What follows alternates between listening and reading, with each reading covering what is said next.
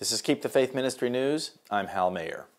Pope Francis issued a blueprint for geopolitical stability calling for a de-escalation of tensions in Korea, for nuclear disarmament, and for world leaders to recognize that migrating to another country is a fundamental human right.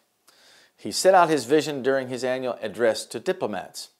His message runs counter to that of U.S. President Donald Trump, underlining the Pope's role as an upholder of the compassionate, internationally focused post-war consensus.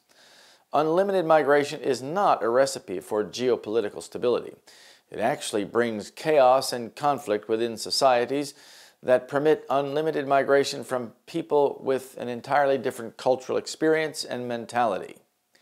Speaking to ambassadors from the 183 countries which the Holy See has relations, the Pope made an indirect criticism of Trump's policy on Jerusalem, which the president recently decided would be recognized as the capital of Israel.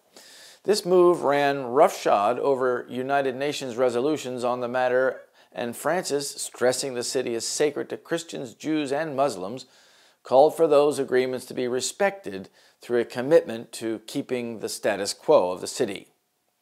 The Pope pointed out in his speech, Vatican diplomacy seeks only to promote the spiritual and material well-being of the human person and to pursue the common good.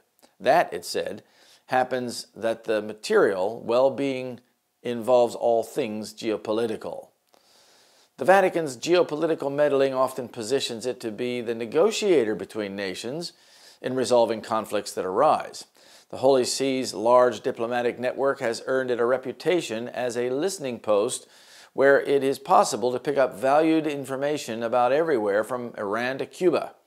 There are currently 89 countries who keep embassies in Rome, with the rest serving as non-resident envoys. The 81-year-old Pope stressed the need for international cooperation on maintaining the 2015 Paris Agreement to reduce carbon emissions. Climate changes, with the global rise in temperatures and their devastating effects, are also a consequence of human activity, said Francis, citing recent hurricanes that have affected the United States.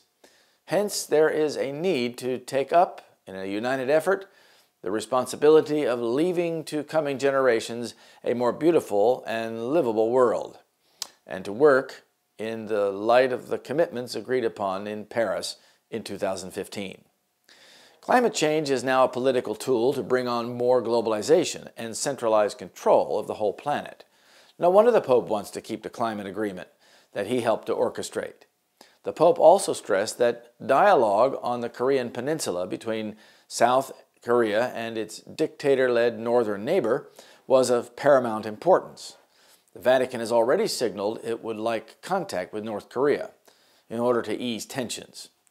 Today, the Pope reiterated the Vatican's call for nuclear disarmament, stressing that the proliferation of weapons clearly aggravates situations of conflict and entails enormous human and material costs that undermine development and the search for lasting peace.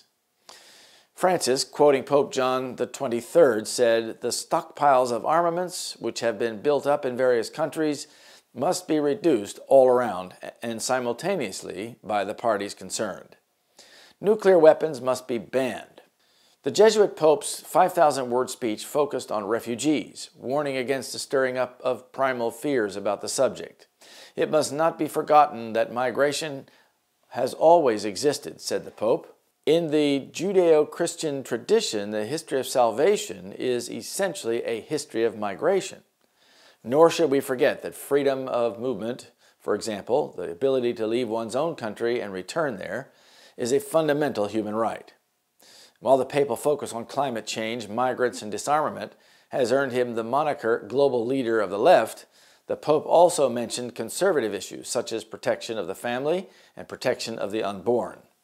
The Pope's globalist remarks to the diplomats were indirectly a commentary on Mr. Trump's agenda for America First.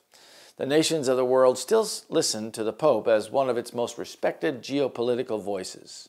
All the world wondered after the beast. Revelation 13, verse 3. This is Keep the Faith Ministry News. Thank you for watching.